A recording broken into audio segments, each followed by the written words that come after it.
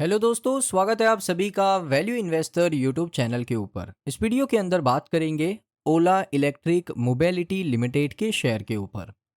अब देखिए, कुछ इंपॉर्टेंट टॉपिक के ऊपर बात करेंगे। वीडियो की स्टार्टिंग में बता देता हूँ, जिस किसी को इंटरेस्ट होगा वो देखेगा, जिसको नहीं होगा वो नहीं देखेगा। सिंपल सी बात है। सबसे पहले दोस्तों बात करेंगे जीएसटी अपडेट के ऊपर।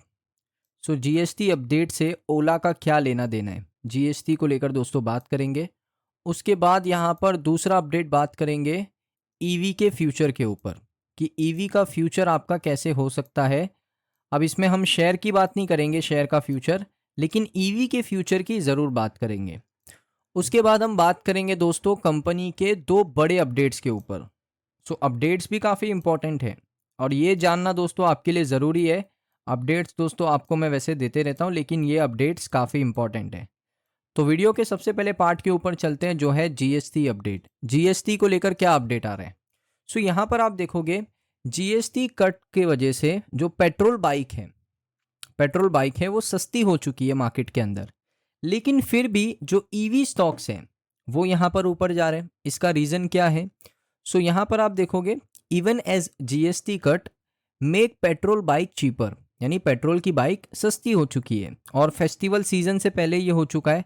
लेकिन अभी भी इन्वेस्टर बेट कर रहे हैं ईवी मेकर्स के ऊपर, लाइक एथर और ओला। इस वजह से उन शेयर के अंदर वॉल्यूम काफ़ी बढ़ रहा है और जो शेयर है वो मार्केट को कैप्चर करता जा रहा है लगातार। अब यहाँ पर क्या टाइम आ चुका है कि लोग यहाँ पर जो ट्रेडिशनल टू व्हीलर है लाइक पेट्रोल, उससे यहाँ पर शिफ्ट होने वाले ईवी टू व्हीलर के ऊपर। क्योंकि दोस्तों ईवी की अब ऐसी ऐसी बाइक्स आने वाली है ना, जिन लोगों को यहाँ पर शौक होता है गियर वाली बाइक का। एक होती है स्कूटीज और एक होती है गियर वाली बाइक। जो गियर वाली बाइक है ना, वो यहाँ पर काफ़ी इंपॉर्टेंट बाइक्स होती हैं, क्योंकि उसमें आपके पास ज़्यादा पावर होता है। आपको वहाँ पर बीएचपी पावर होता है। आई थिंक, इतना मुझे पता नहीं ऑटोमोबाइल के बारे में, बट जितना मैंने जाना है कि वहाँ पर जो पावरफुल बाइक्स होती हैं उनकी डिमांड काफ़ी होती है। यहाँ पर पावरफुल बाइक की डिमांड्स होती है। तो अब ईवी क्या करने वाला है, बाइक्स को भी लॉन्च करने वाला है और बहुत ही पावरफुल बाइक्स होने वाली है। आपको ओला की तरफ से एक बाइक देखने को मिली है, वो मैं आपको बताऊंगा। ओला ने एक बाइक लॉन्च करा है, बड़ा पावरफुल बाइक है। आई थिंक वो बहुत ही तेज़ी से पिकअप लेता है, स्पीड उसका काफ़ी ज़्यादा है, बिकॉज ऑफ उसकी लिथियम आयन बैटरी है उसके अंदर। तो काफ़ी बढ़िया वहाँ पर है। बाइक्स के अंदर भी अब ईवी वाले घुस रहे हैं, लेकिन स्कूटी में तो यहाँ पर मानना पड़ेगा कि बहुत इंप्रूवमेंट है। स्कूटी अगर आप देखोगे, मेजॉरिटी अब लोगों का एक्सेप्टेंस बढ़ना चालू हो गया है ईवी स्कूटर की तरफ, तो ये भी एक अच्छी बात है। अब बात करते हैं ईवी का फ्यूचर क्या हो सकता है। दोस्तों मैं आपको बता दूं, इंडिया का जो ईवी का फ्यूचर है वो ब्राइट है, क्योंकि यहाँ पर सरकार के जो गोल्स हैं वो काफ़ी इंपॉर्टेंट हैं। अब देखिए, सरकार का ये मानना है कि वो 2030 तक 30% ईवी इंडिया के अंदर लेकर आ जाएंगे, यानी 70% होगी आपकी पेट्रोल सीएनजी वाली गाड़ी। पेट्रोल डीजल सीएनजी आपकी जो भी गाड़ी होगी वो 70% होगी। लेकिन यहाँ पर जो आपकी 30% गाड़ी होगी ना, जो आज की तारीख में 10% है, वो 30% हो जाएगी। 30% भारत के अंदर आपको ईवी व्हीकल्स चलती हुई देखने को मिलेगी। ये बड़ी बात है दोस्तों। अब ये क्यों होगा, क्योंकि आप पॉलिसी सपोर्ट दे रहे हो, जैसे फेम 2 और पीएलआई स्कीम। पीएलआई स्कीम में तो आपको पता ही है कि ओला को क्या बेनिफिट मिला है। उसके बाद कंज्यूमर का इंटरेस्ट बढ़ता जा रहा है ईवी के अंदर, और एक रैपिड ग्रोथ आपको देखने को मिल रही है इलेक्ट्रिक 2 व्हीलर के अंदर और 3 व्हीलर के अंदर। और मेजर इन्वेस्टमेंट जो हो रहा है कंपनीज के द्वारा, वो हो रहा है बैटरी मैन्युफैक्चरिंग के अंदर। गीगा फैक्ट्रीज लगाई जा रही है बड़ी बड़ी। उसके बाद चार्जिंग इंफ्रास्ट्रक्चर के ऊपर काम करने की ज़रूरत है, जिसके ऊपर सरकार लगातार इन्वेस्टमेंट कर रही है। तो कंट्री यहाँ पर एम कर रही है कि वो ग्लोबल ईवी मैन्युफैक्चरिंग हब बने पूरी दुनिया का। यहीं से सभी की गाड़ी मैन्युफैक्चर हो और दूसरे पूरी दुनिया भर के अंदर भारत से ही दोस्तों यहाँ पर मैन्युफैक्चरिंग हब बने, और भारत यहाँ पर सभी को एक्सपोर्ट करे EV bikes, EV cars, EV commercial vehicle, EV transportation vehicle. हर चीज़ भारत प्रोड्यूस कर पूरी दुनिया में सेल करे। ये दोस्तों उनका एम्बिशियस गोल है।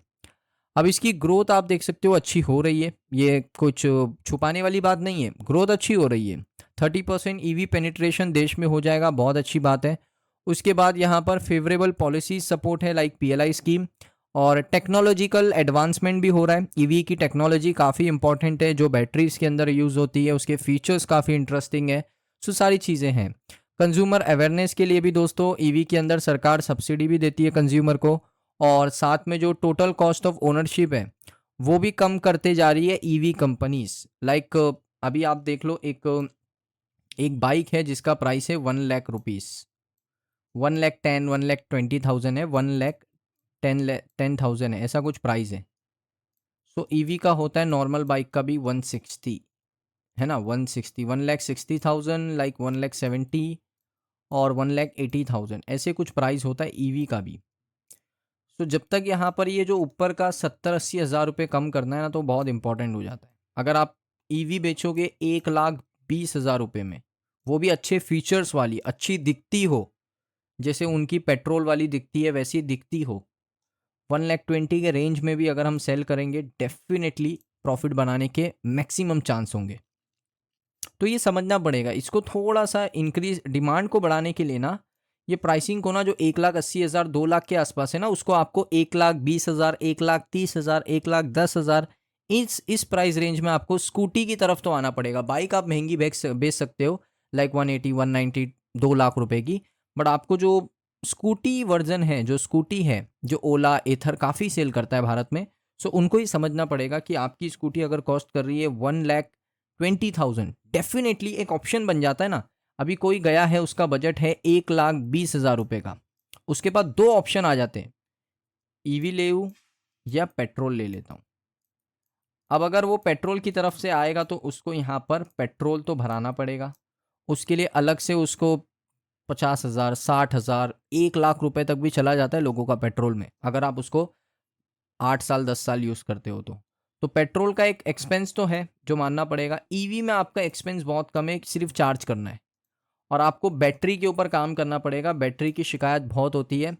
मैं तो ओला को ये कहूँगा कि आप कंज्यूमर जो है, कंज्यूमर की जो प्रॉब्लम है उसका फीडबैक लो, क्योंकि उनको बैटरी का बड़ा प्रॉब्लम है।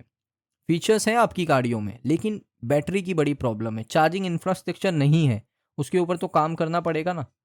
तो कंज्यूमर की आप सुनोगे ना, डेफिनेटली आपको अच्छे रास्ते मिलते रहेंगे और एक प्रॉफिटेबल कंपनी आप बन जाओगे।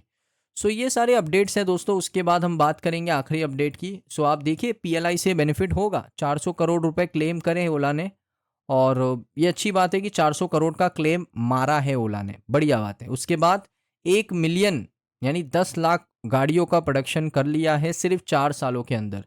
ये भी बहुत अच्छी खबर है ओला इलेक्ट्रिक के शेयर होल्डर्स के लिए। सो ओला इलेक्ट्रिक अगर आप देखोगे ना, प्रॉब्लम्स है, प्लेंटी ऑफ प्रॉब्लम्स है। कंज्यूमर को आप पूछोगे ओला के अंदर क्या क्या प्रॉब्लम है, आपको लिस्ट बता देगा। ये प्रॉब्लम है, बैटरी प्रॉब्लम है, चार्जिंग प्रॉब्लम है, बहुत सारी चीज़ें, हीटिंग इश्यूज हैं, सॉफ्टवेयर क्रैश होता है कभी कभी, है। सो सभी चीज़ों को आपको टाइमली रिजॉल्व करना पड़ेगा। कंज्यूमर को एक ट्रस्ट फैक्टर कंज्यूमर का बिल्ड करना पड़ेगा, अगर आपको प्रॉफिटेबल कंपनी बनना है तो, अपने मार्केट शेयर को बढ़ाना है तो ये सारी चीज़ों के ऊपर भी ध्यान देने की ज़रूरत है। सो दोस्तों, ये वीडियो आपको कैसा लगा कमेंट सेक्शन में ज़रूर बताइए। अगर आपको वीडियो अच्छा लगा, वीडियो को लाइक करें। मिलता हूँ नेक्स्ट वीडियो के अंदर।